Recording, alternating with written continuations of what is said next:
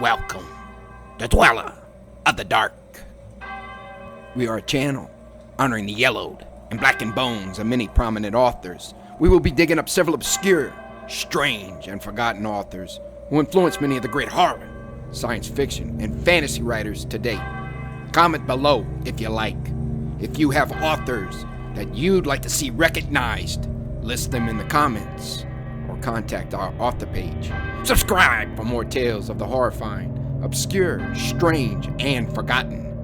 We'll have quite a collection climbing out of the tombs. If you like any of our tales, comment, ring the bell, and crush the like button below. Unknown Horror Masters. The Skull and Bones collection has risen from the grave.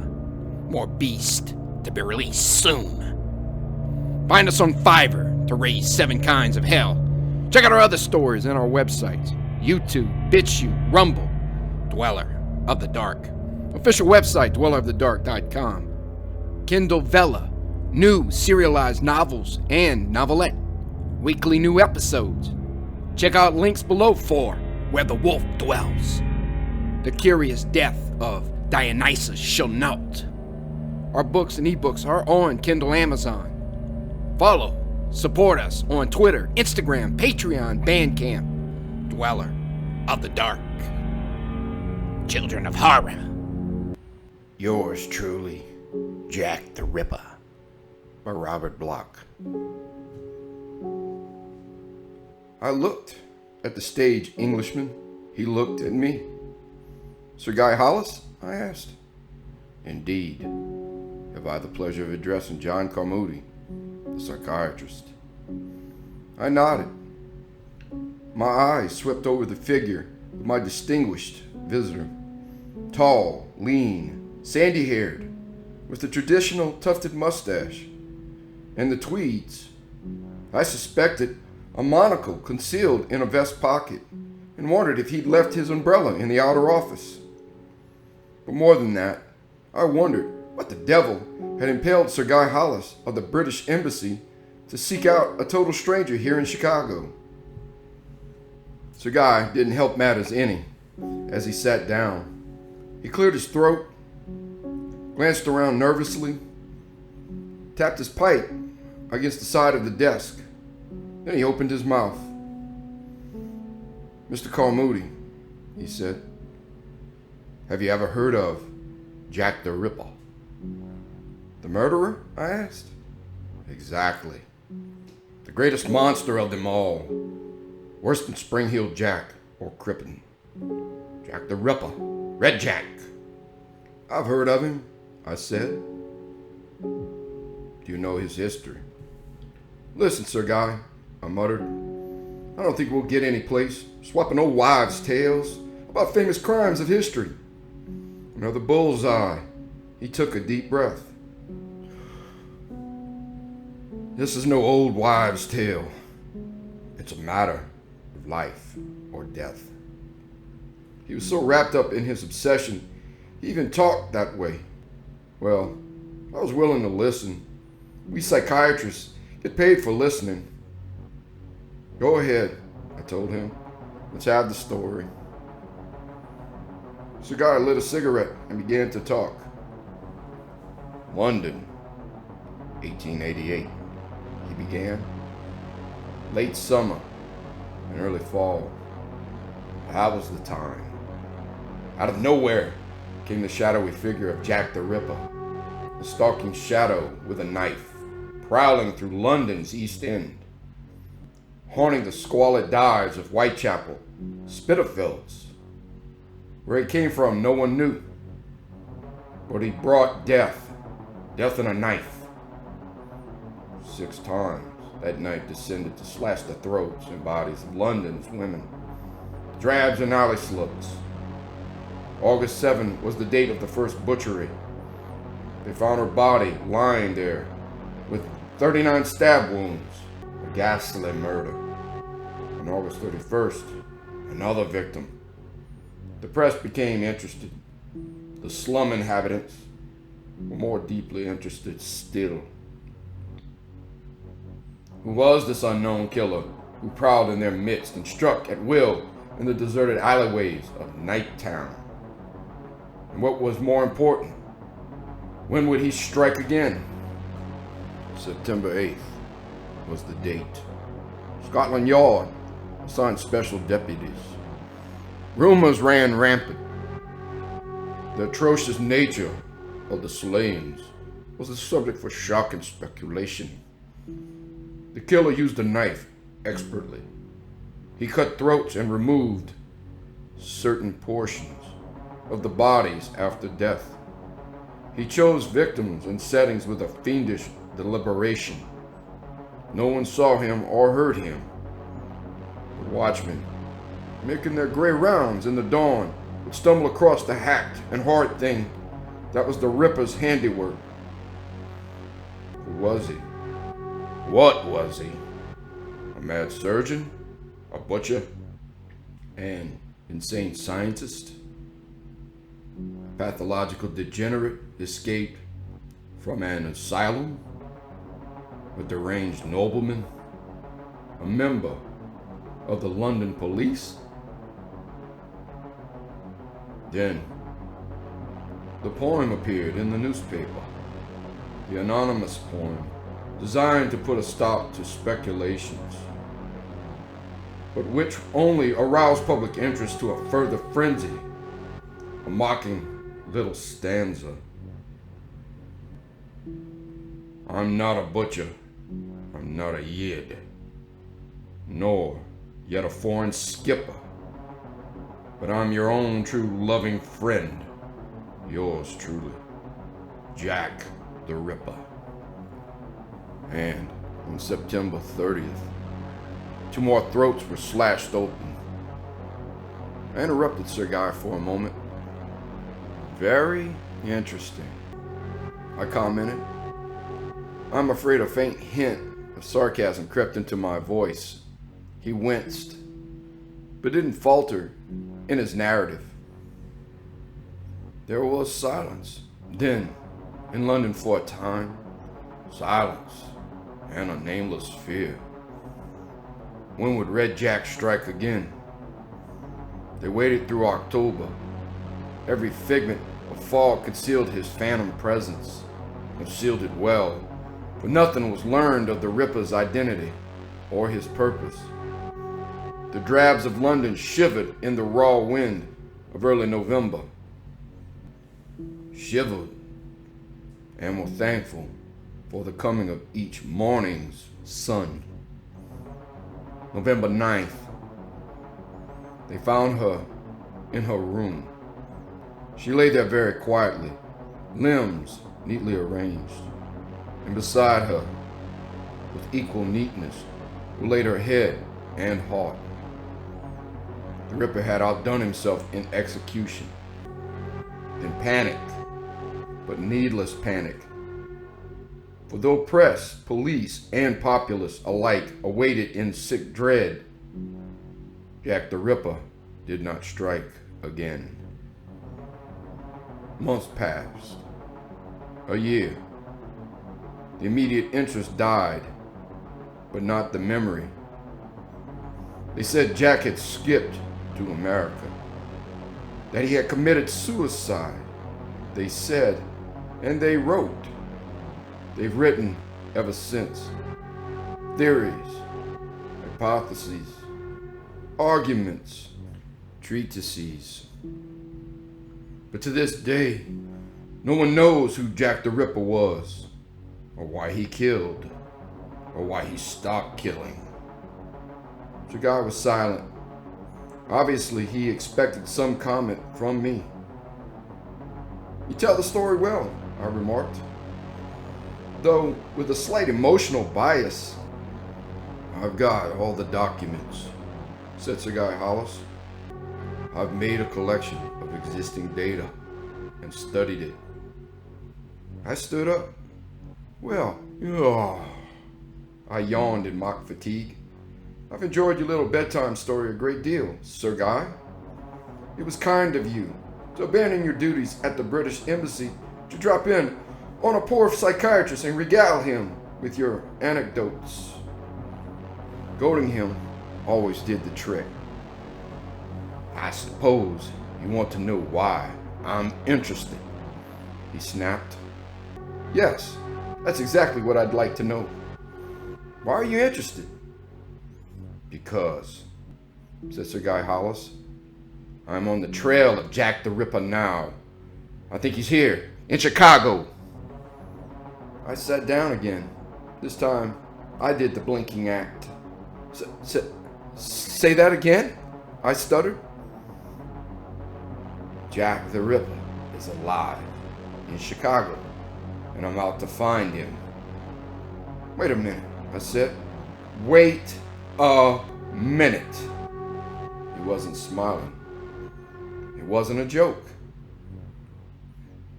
See here, I said. What was the date of these murders? August to November, 1888. 1888? But if Jack the Ripper was an able-bodied man in 1888, he'd surely be dead today. Why, look, man, if he were merely born in that year, he'd be 57 years old today. Would he? Smiled Sir Guy Hollis. Or should I say, would she? Because Jack the Ripper may have been a woman, or any number of things. Sir Guy, I said, you came to the right person when you looked me up. You definitely need the services of a psychiatrist. Perhaps. Tell me, Mr. Carmody, do you think I'm crazy? I looked at him and shrugged, but I had to give him a truthful answer. Frankly, no. Then, you might listen to the reasons I believe Jack the Ripper is alive today. I might. I've studied these cases for 30 years, been over the actual ground, talked to officials, talked to friends and acquaintances of the poor drabs who were killed, visited with men and women in the neighborhood, collected an entire library of material touching on Jack the Ripper, studied all the wild theories or crazy notions.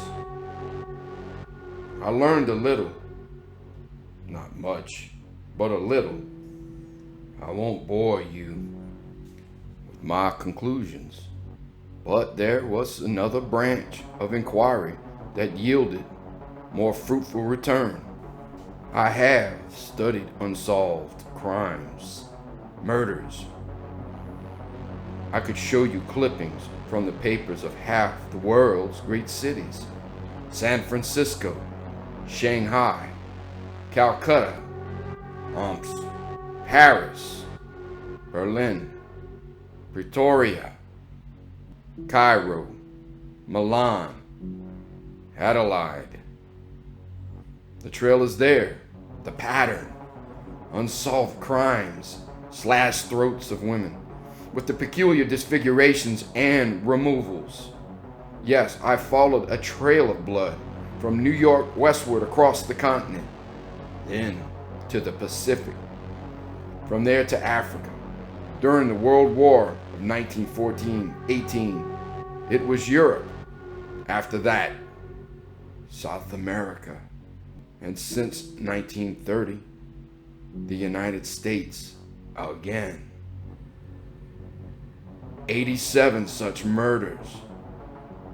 And to the trained criminologists, all bear the stigma of the Ripper's handiwork.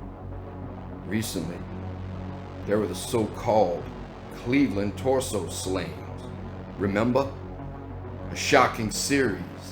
And finally, 2 recent deaths in Chicago within the past 6 months. One out on South Dearborn, the other somewhere up on Halsted. Same type of crime, same technique. I tell you, there are unmistakable indications in all these affairs. Indications of the work of Jack the Ripper. I smiled.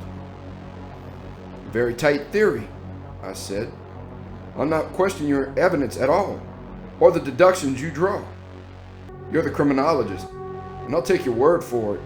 Just one thing remains to be explained. A minor point Perhaps, but worth mentioning. And what is that? Asked Sir Guy. Just how could a man of, let us say, 85 years commit these crimes? For if Jack the Ripper was around 30 in 1888 and lived, he'd be 85 today. Sir Guy Hollis was silent. I had him there. But Suppose he didn't get any older, whispered Sir Guy. What's that?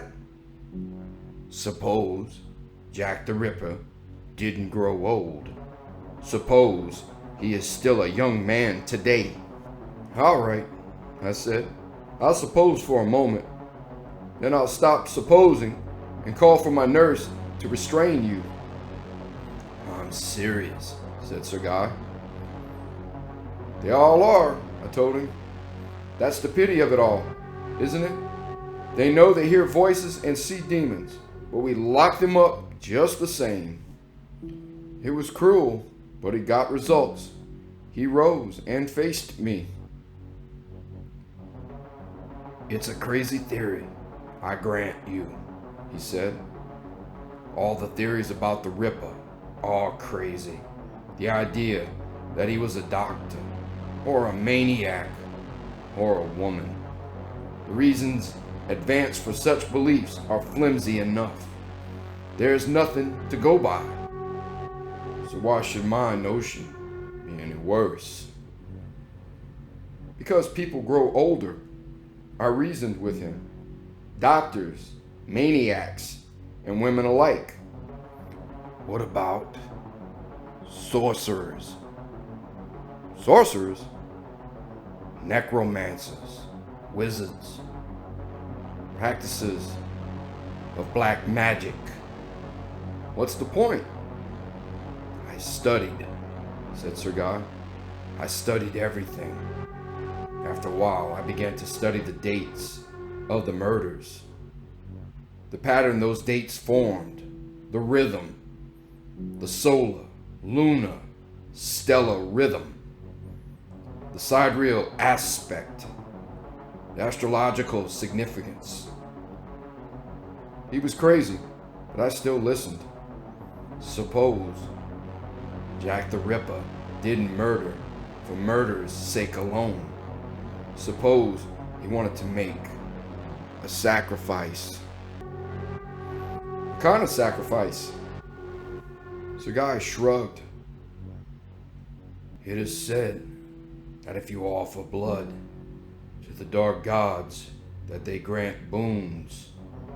Yes, if a blood offering is made at the proper time, when the moon and the stars are right, and with the proper ceremonies, they grant boons. Boons of youth. Eternal youth. That's nonsense. No, that's Jack the Ripper. I stood up. A most interesting theory, I told him. But, Sir Guy, there's just one thing I'm interested in. Why do you come here and tell it to me? I'm not an authority on witchcraft. I'm not a police official or criminologist. I'm a practicing psychiatrist. What's the connection? Sir Guy smiled. You are interested then? Well, yes. There must be some point. There is. But I wished to be assured of your interest first. Now, I can tell you my plan. And just what is this plan?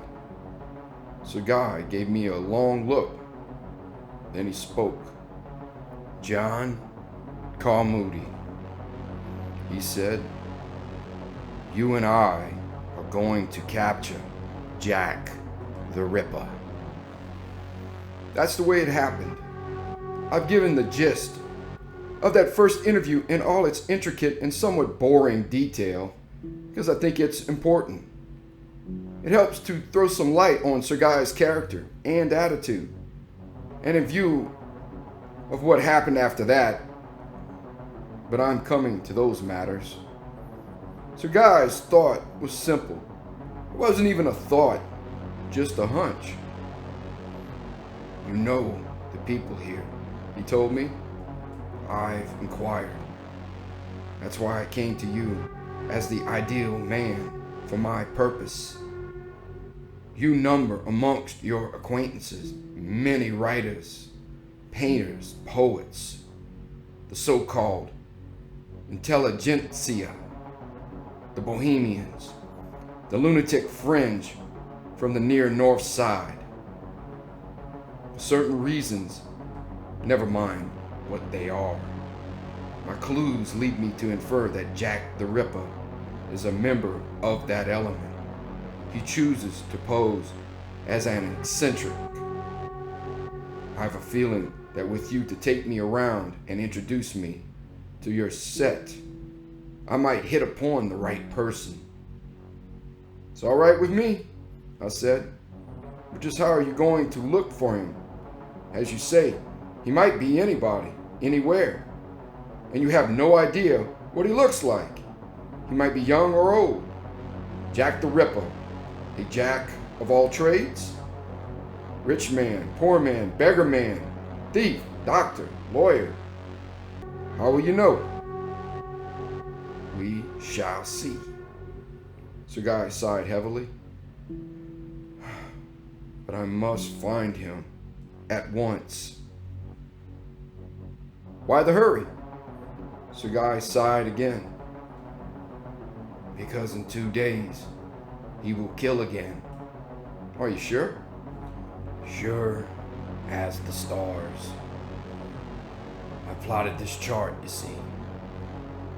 All of the murders correspond to certain astrological rhythm patterns. If, as I suspect, he makes a blood sacrifice to renew his youth, he must murder within 2 days. Notice the pattern of his first crimes in London, August 7th, then August 31st, September 8th, September 30th, November 9th, intervals of 24 days, 9 days, 22 days. He killed 2 this time, and then 40 days. Of course, there were crimes in between. There had to be.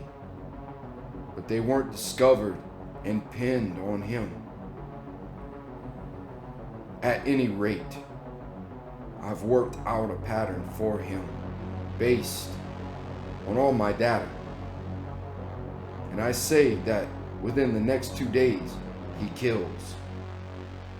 So I must seek him out somehow before then.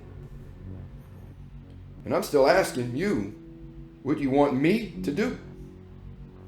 Take me out, said Sir Guy. Introduce me to your friends. Take me to parties. But where do I begin? As far as I know, my artistic friends, despite their eccentricities, are all normal people. So is the Ripper. Perfectly normal. Except on certain nights. Again, that faraway look in Sir Guy's eyes. Then he becomes an ageless, pathological monster, crouching to kill on evenings when the stars blaze down in the blazing patterns of death. All right, I said. All right. I'll take you to parties, Sir Guy. I want to go myself anyway. I need the drinks they'll serve there after listening to your kind of talk. We made our plans, and that evening, I took him over to Lester Baston's studio. As we ascended to the penthouse roof in the elevator, I took the opportunity to warn Sir Guy. Baston's a real screwball, I cautioned him. Sorry as guest. Be prepared for anything and everything. I am. Sir Guy was perfectly serious. He put his hand in his trousers pocket and and pulled out a gun. "What the?" I began. "If I see him, I'll be ready," Sir Guy said. He didn't smile either. "But you can't go running around at a party with a loaded revolver in your pocket, man." "Don't worry, I won't behave foolishly." I wondered. Sir Guy Hollis was not, to my way of thinking, a normal man. We stepped out of the elevator, went toward Baston's apartment door. "By the way," I murmured, "just how do you wish to be introduced?" "Shall I tell him who you are? What you are looking for?" "I don't care. Perhaps it would be best to be frank. Don't you think that the Ripper, if by some miracle he or she is present, will immediately get the wind up and take cover? I think the shock of the announcement that I am hunting the Ripper will provoke some kind of betraying gesture on his part," said Sir Guy. "You'd make a pretty good psychiatrist yourself," I conceded. "It's a fine theory, but I warn you, you're going to be in for a lot of ribbing. This is a wild bunch." Sir Guy smiled. "I'm ready," he announced. "I have a little plan of my own. Don't be shocked at anything I do," he warned me. I nodded and knocked on the door. Baston opened it and poured out into the hall. His eyes were as red as the maraschino cherries in his Manhattan. He teetered back and forth regarding us very gravely. He squinted at my square-cut Homburg hat and Sir Guy's mustache. "Aha!" he intoned. "The walrus and the carpenter." I introduced Sir Guy. "Welcome," said Baston. Gesturing us inside with over-elaborate courtesy, he stumbled after us into the garish parlor. I stared at the crowd that moved restlessly through the fog of cigarette smoke. It was the shank of the evening for this mob. Every hand held a drink. Every face held a slight, hectic flush.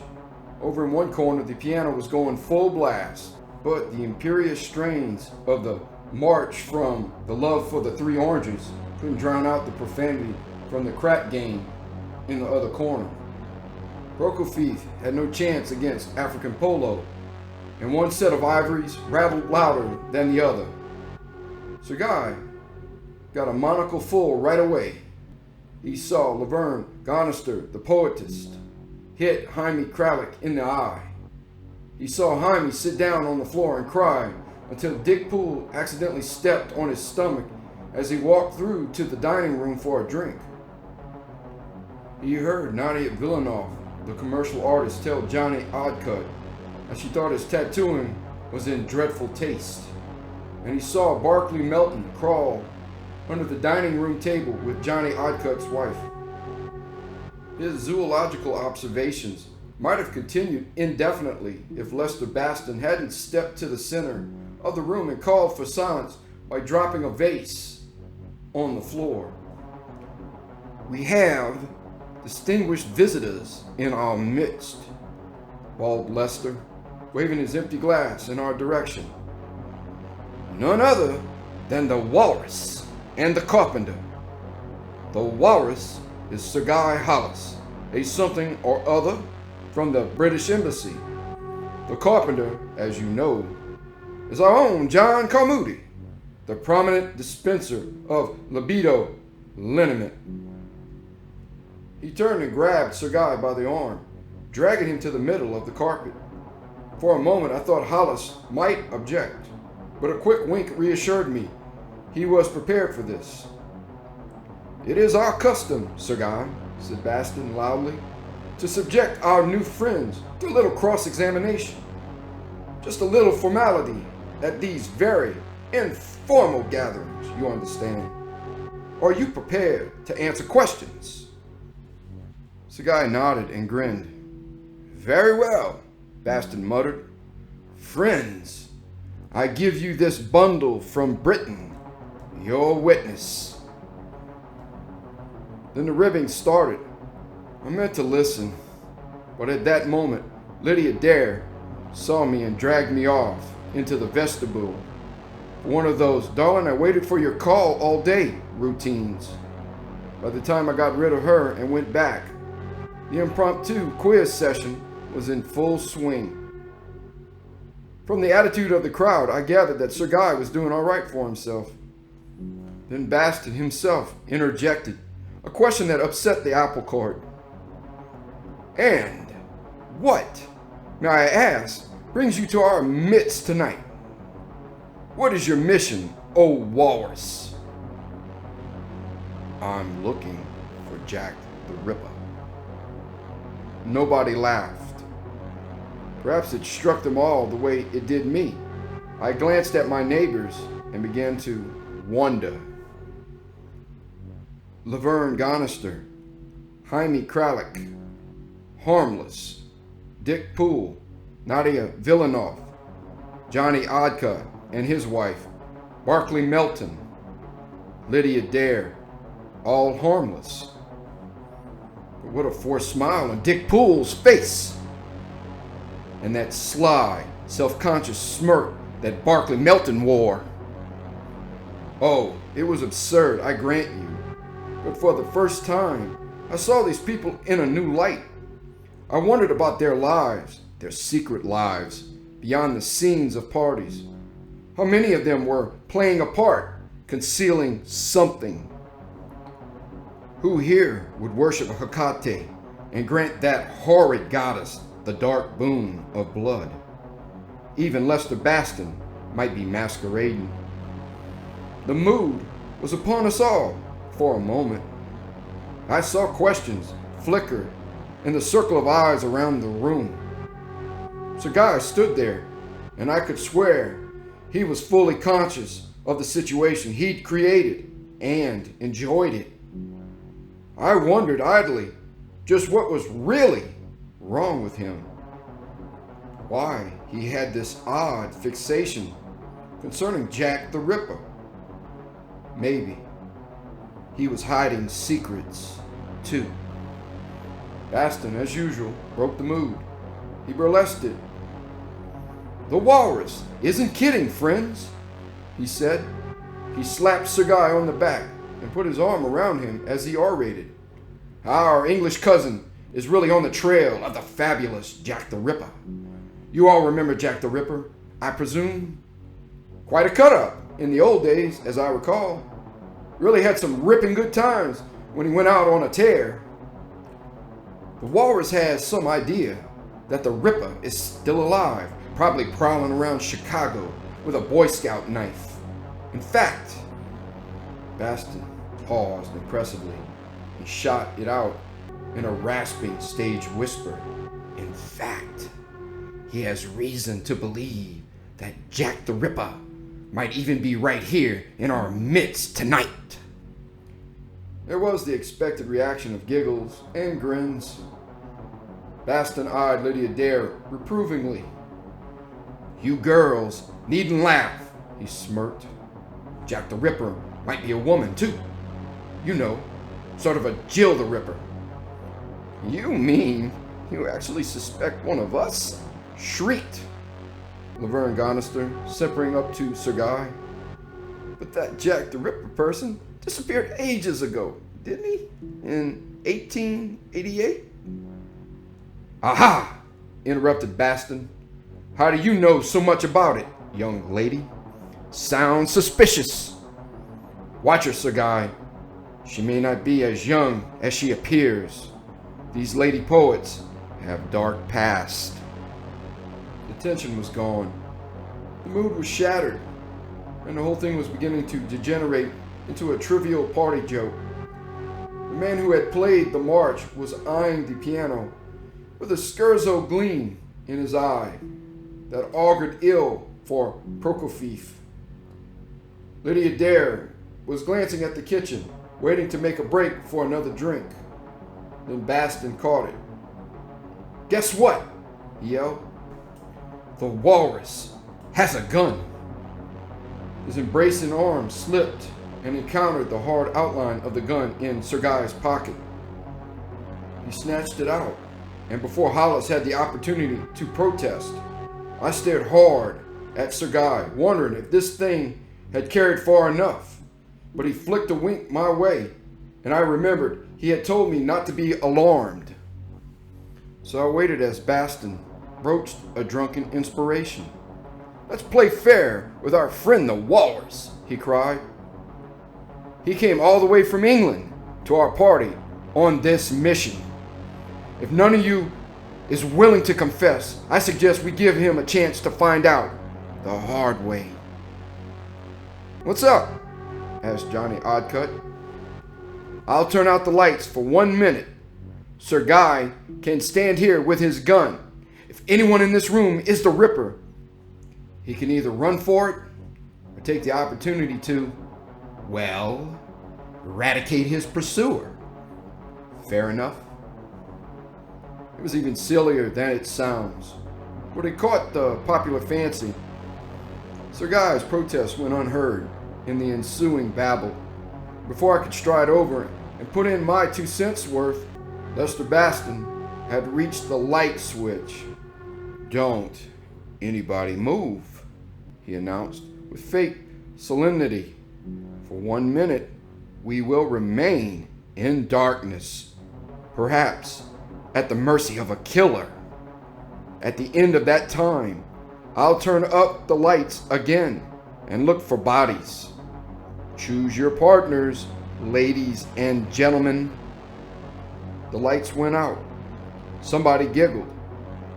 I heard footsteps in the darkness, mutterings. A hand brushed my face. The watch on my wrist ticked violently, but even louder. Rising above it, I heard another thumping. The beating of my heart. Absurd, standing in the dark with a group of tipsy fools. And yet there was real terror lurking here, rustling through the velvet blackness. Jack the Ripper prowled in darkness like this, and Jack the Ripper had a knife. Jack the Ripper had a madman's brain and a madman's purpose. But Jack the Ripper was dead. Dead in dust these many years, by every human law. Only there are no human laws when you feel yourself in the darkness, when the darkness hides and protects, and the outer mask slips off your face, and you feel something welling up within you, a brooding, shapeless purpose that is brother to the blackness. Sir Guy Hollis shrieked. There was a grisly thud. Baston had the lights on. Everybody screamed. Sir Guy Hollis lay sprawled on the floor in the center of the room. The gun was still clutched in his hand. I glanced at the faces, marveling at the variety of expressions human beings can assume when confronting horror. All the faces were present in the circle. Nobody had fled, and yet Sir Guy Hollis lay there. Laverne Gonister was wailing and hiding her face. All right. Sir Guy rolled over and jumped to his feet. He was smiling. Just an experiment, eh? Jack the Ripper were among those present and thought I had been murdered. He would have betrayed himself in some way when the lights went on and he saw me lying there. I am convinced of your individual and collective innocence. Just a gentle spoof, my friends. Hollis stared at the goggling Baston and the rest of them crowding in behind him. Shall we leave, John? He called to me. It's getting late, I think. Turning, he headed for the closet. I followed him. Nobody said a word. It was a pretty dull party after that. I met Sir Guy the following evening as we agreed. on the corner of 29th and South Houston. After what had happened the night before, I was prepared for almost anything. But Sir Guy seemed matter-of-fact enough as he stood huddled against a grimy doorway and waited for me to appear. "Boo!" I said. Jumping out suddenly, he smiled. Only the betraying gesture of his left hand indicated that he instinctively reached for his gun when I startled him. "All ready for our wild goose chase?" I asked. "Yes," he nodded. "I'm glad that you agreed to meet me without asking questions," he told me. "It shows you trust my judgment." He took my arm and edged me along the street slowly. "It's foggy tonight, John," said Sir Guy Hollis. "Like London." I nodded. "Cold, too, for November." I nodded again and half shivered my agreement. "Curious," mused Sir Guy. "London fog and November.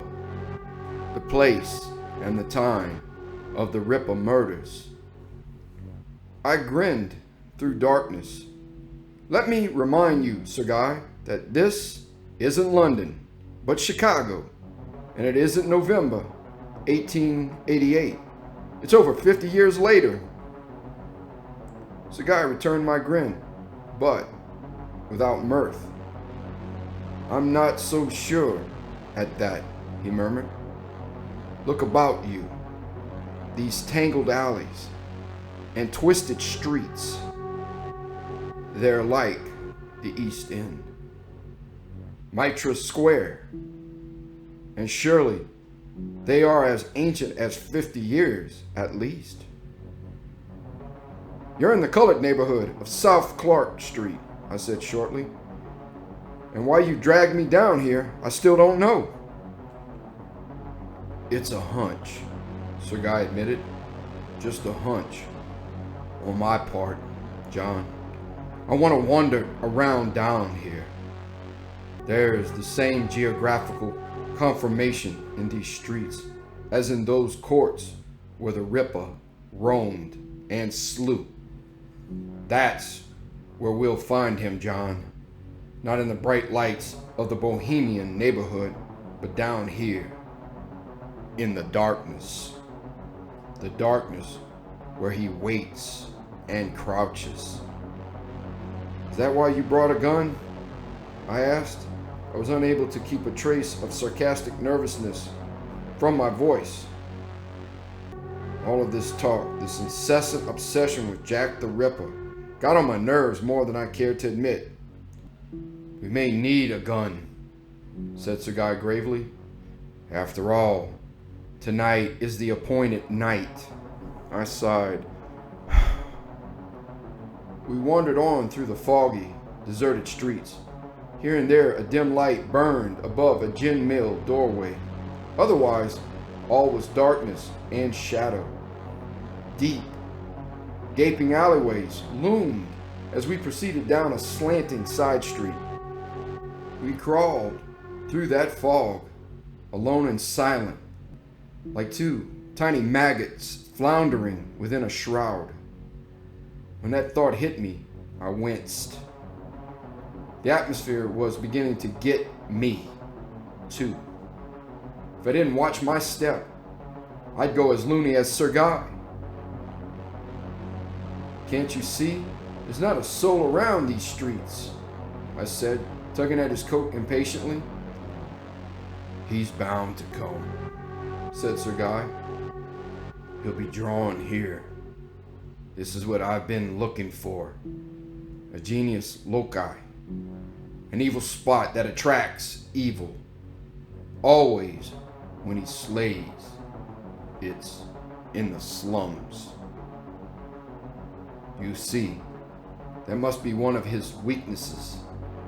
He has a fascination for squalor. Besides, the women he needs for sacrifice are more easily found in the dives and stew pots of a great city." I smiled. Well, let's go into one of the dives or stew pots, I suggested. I'm cold. Need a drink.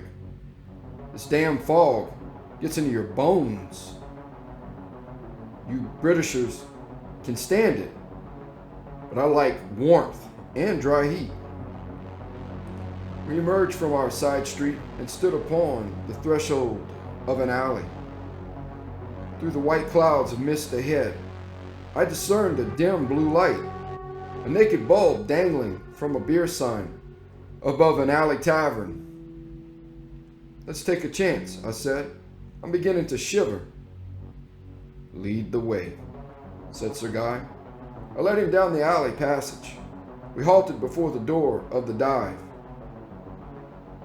What are you waiting for? He asked. I'm just looking in, I told him. This is a tough neighborhood, Sir Guy. Never know what you're liable to run into. And I prefer we didn't get into the wrong company.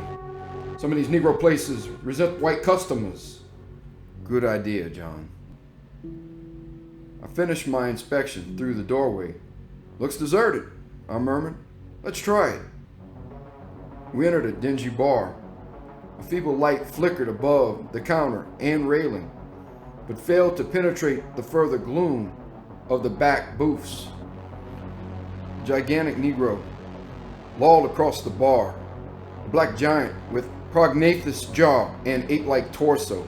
He scarcely stirred as we came in, but his eyes flicked open quite suddenly, and I knew he noted our presence and was judging us. Evening, I said. He took his time before replying, still sizing us up. Then he grinned. Evening, gents. What's your pleasure? Gin, I said. 2 gins. It's a cold night. That's right, gents. He poured, I paid, and took the glasses over to one of the booths. We wasted no time in emptying them. The fiery liquor warmed. I went over to the bar and got the bottle. Sir Guy and I poured ourselves another drink.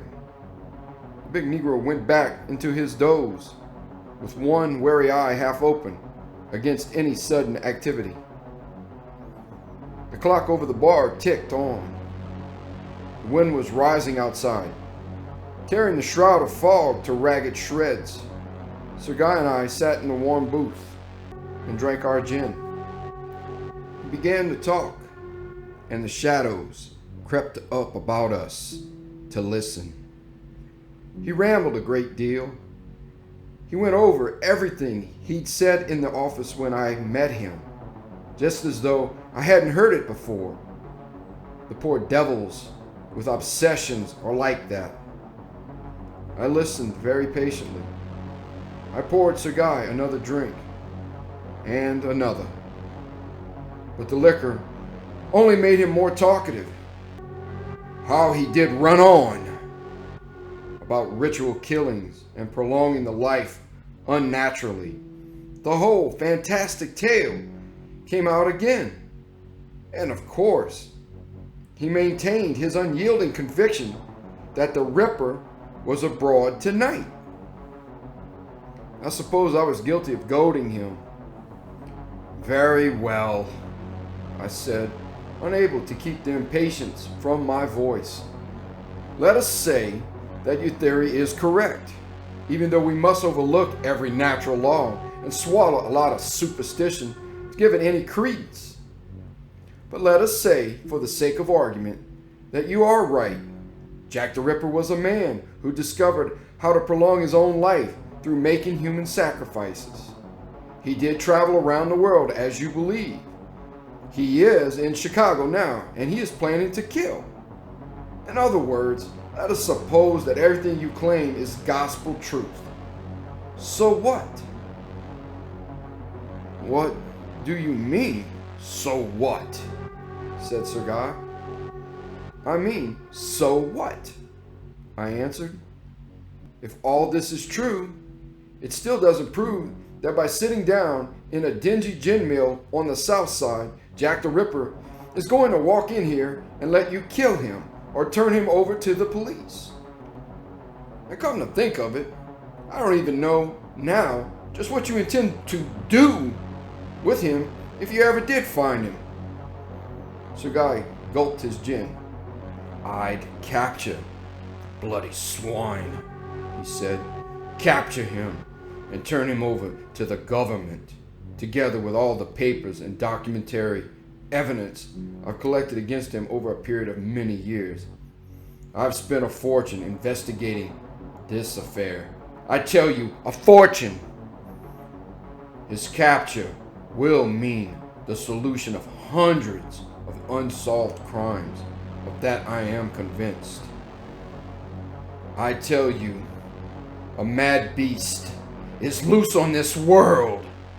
An ageless, eternal beast sacrificing to Hecate and the dark gods. In vino varietas, or was all this babbling the result of too much gin? It didn't matter. Sir Guy Hollis had another. I sat there and wondered what to do with him. The man was rapidly working up to a climax of hysterical drunkenness. One other point, I said, more for the sake of conversation than in any hopes of obtaining information. You still don't explain how it is that you hope to just blunder into the Ripper. He'll be around, said Sir Guy. I'm psychic. I know. Sir Guy wasn't psychic. He was maudlin. The whole business was beginning to infuriate me. We'd been sitting here an hour, and during all this time, I'd been forced to play nursemaid and audience to a babbling idiot. After all, he wasn't a regular patient of mine. That's enough, I said, putting out my hand as Sir Guy reached for the half-emptied bottle again. You've had plenty. Now I've got a suggestion to make. Let's call a cab and get out of here. It's getting late, and it doesn't look as though your elusive friend is going to put in his appearance. Tomorrow, if I were you, I'd plan to turn all those papers and documents over to the FBI. If you're so convinced of the truth of your wild theory, they are competent to make a very thorough investigation and find your man. No. Sir Guy was drunkenly obstinate. No cab. Let's get out of here anyway, I said, glancing at my watch. It's past midnight. He sighed, shrugged, and rose unsteadily. As he started for the door, he tugged the gun free from his pocket.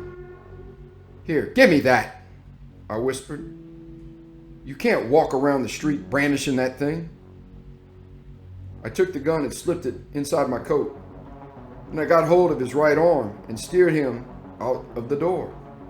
The Negro didn't look up as we departed. We stood shivering in the alleyway. The fog had increased.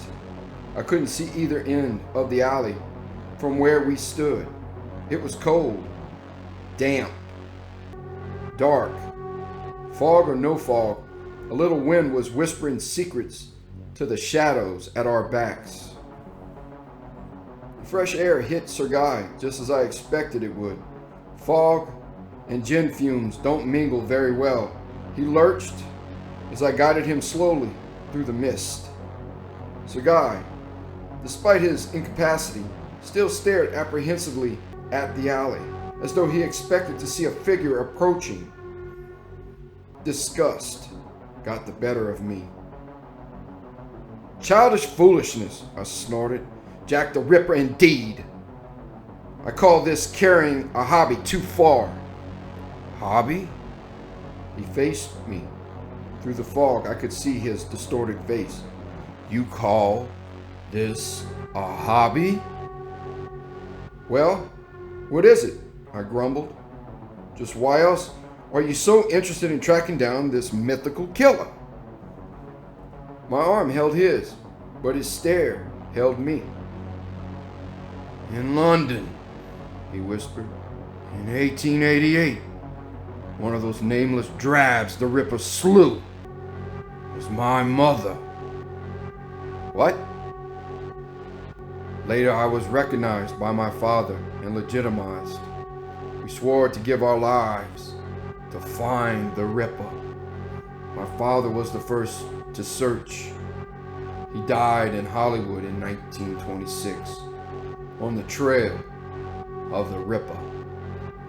They said he was stabbed by an unknown assailant in a brawl. But I know who that assailant was. So I've taken up his work. Do you see, John? I've carried on, and I will carry on until I do find him and kill him with my own hands.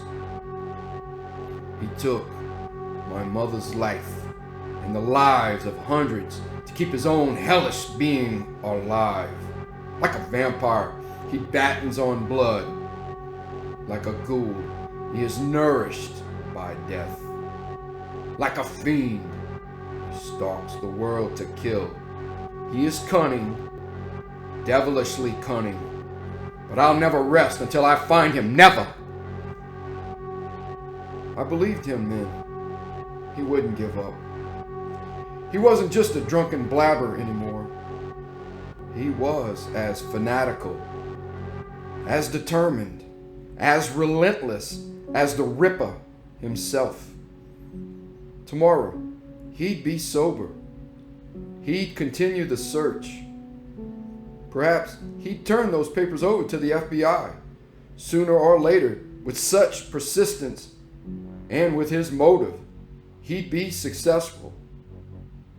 I'd always known he had a motive. Let's go, I said, steering him down the alley. Wait a minute, said Sir Guy. Give me back my gun. He lurched a little. I'd feel better with the gun on me. He pressed me into the dark shadows of a little recess. I tried to shug him off, but he was insistent. Let me carry the gun now, John, he mumbled. All right, I said. I reached into my coat, brought my hand out. But that's not a gun, he protested. That's a knife. I know. I bore down on him swiftly. John! He screamed. Never mind the John, I whispered, raising the knife. just call me Jack.